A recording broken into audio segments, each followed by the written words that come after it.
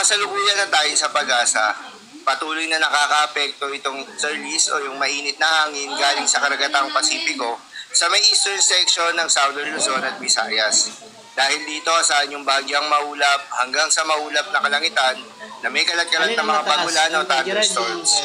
Habang mga localized thunderstorms naman ang aasahan sa nalalabing bahagi ng ating bansa dahil dito asahan din yung bagyang maulap hanggang sa maulap na kalangitan na may kalat-kalat na mga pagulan o thunderstorms. Magandang balita naman dahil ayon sa pag-asa ay wala tayong binabantayan na bagyo o low pressure area sa loob o malapit sa Philippine Area of Responsibility na maaaring makaapekto sa ating bansa. Para naman sa ating long-range forecast at ipinapakita ng forecast model na ating ginagamit, isang potensyal na sama ng panahon o low pressure area ang posibleng mabuo sa loob ng Philippine Area of Responsibility o sa silangan ng extreme Northern Luzon at kalaunay lalakas at magiging bagyo sa weekend. Sa ngayon ay posibleng kumilos ito papalapit sa extreme Northern Luzon at Taiwan, ngunit posible pa rin itong magbago sa mga susunod na araw. Kaya naman patuloy lamang magantabay sa magiging development nito. Kung sakaling matuloy ito, ang susunod na pangalan ng bagyo na gagamitin ng pag-asa ay Bagyong Julian. Paalala lamang po na ang mga nasabing forecast ay posible pa pong magbago.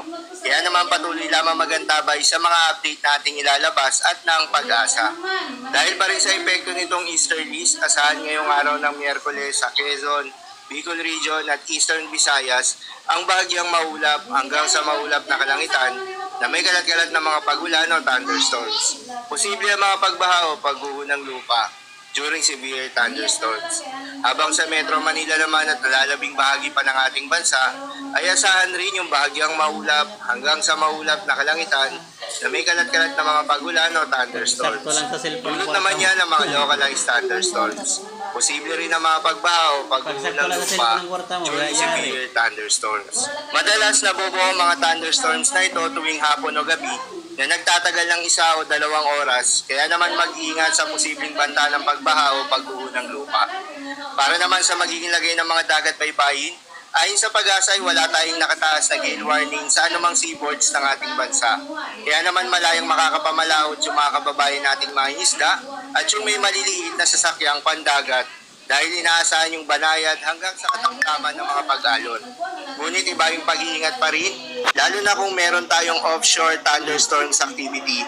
Asahan pa rin yung tsansa ng malalakas na hangin at kaakibat nito ang pagtaas ng mga alon.